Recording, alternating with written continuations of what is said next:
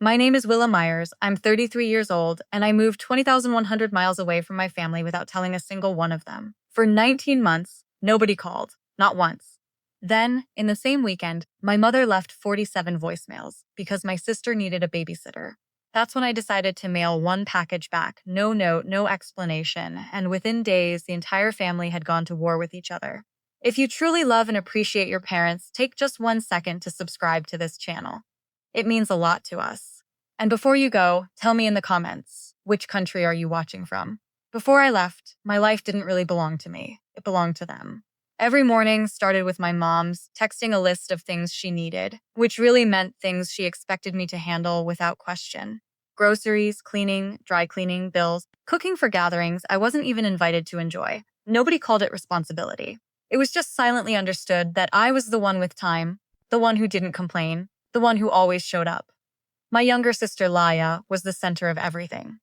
When she got engaged, I became the unpaid wedding planner. When she got pregnant, I was the default caretaker before the baby even arrived. Anytime I tried to say no, my mom brushed it off with the same line. Don't be selfish, Willa.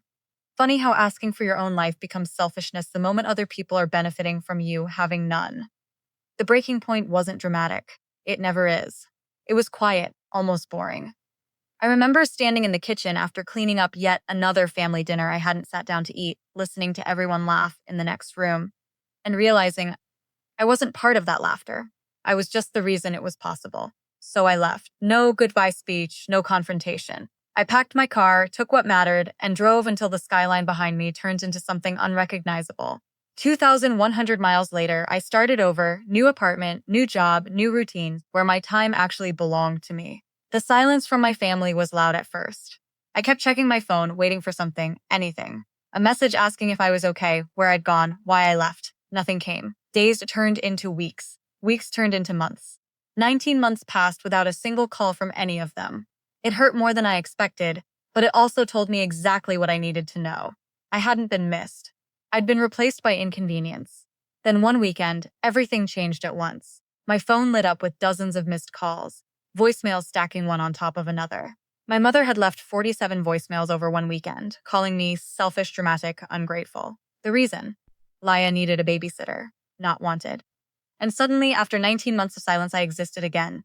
Not as a person, as a solution. Listening to those messages, something in me shifted permanently. Not anger, clarity.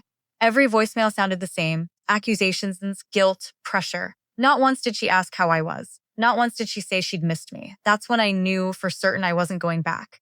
Instead, I did something they never saw coming. I mailed back one single package. No explanation, nothing dramatic about the packaging itself. But inside was everything they had ignored, dismissed, and taken for granted for years. People assume when they hear the ending that it was some dramatic revenge plan I spent months designing. The truth is quieter and honestly more uncomfortable. That box wasn't revenge, it was evidence. I didn't write a single word inside it because I didn't need to. Everything they needed to understand was already there, in their own handwriting, their own messages, their own patterns. Printed screenshots of every text my mom had ever sent asking for help. Every time I said yes, and every time there was no thank you afterward. Bank statements showing family expenses I'd paid and was never reimbursed for. Groceries, decorations, baby supplies, even parts of my sister's wedding.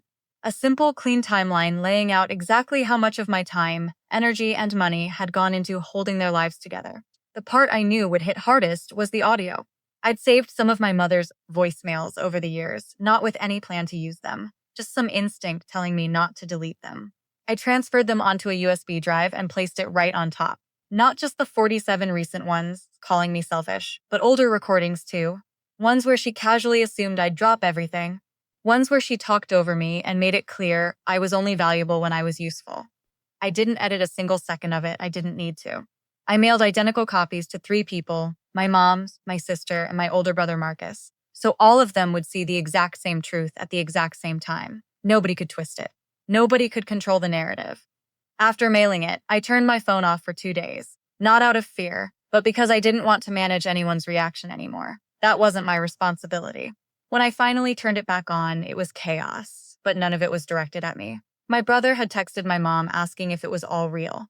My sister was furious, not at me, but at both of them. demanding to know why I'd been the one quietly paying for things she'd always assumed our parents covered. My mother, for the first time, wasn't in control of the conversation because she couldn't deny her own voice on those recordings. Over the following days, arguments turned into accusations, and accusations turned into silence. My brother stopped answering my mom's calls. My sister cut contact with both of them after learning how much had been hidden from her.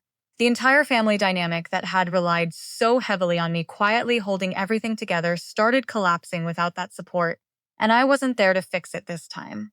The strangest part was that nobody reached out to yell at me, or blame me, or even ask why. I think deep down they already knew. The package didn't create the problem. It just exposed one that had already been there for years. Weeks passed, and the silence returned, but this time it felt different. Not heavy or painful, peaceful. For the first time in my life, I wasn't waiting for my phone to light up with demand. Wasn't bracing for guilt or pressure. I was just living. Morning walks, cooking meals just for myself, saying yes to plans I actually wanted to be at.